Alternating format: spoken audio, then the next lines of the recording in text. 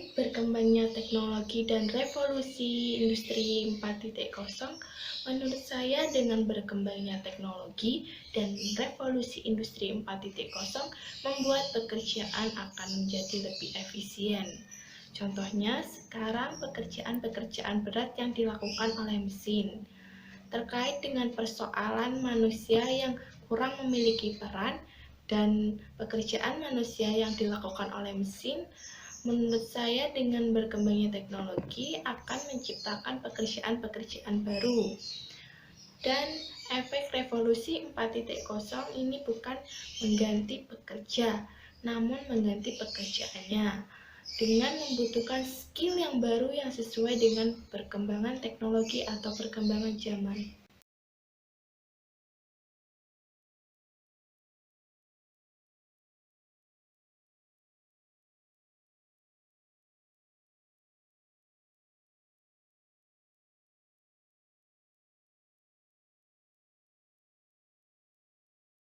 Yang kedua yaitu langkah-langkah untuk menyamai dengan mesin rotary dryer. Di sebelah saya terdapat mesin penyampai kopi yang disebut rotary dryer. Rotary dryer ini menggunakan bahan bakar gas. Mesin ini terdapat 3 tombol, yaitu yang pertama untuk menghidupkan mesin, dan yang kedua berwarna kuning untuk mengatur suhu, dan yang ketiga untuk pendinginan.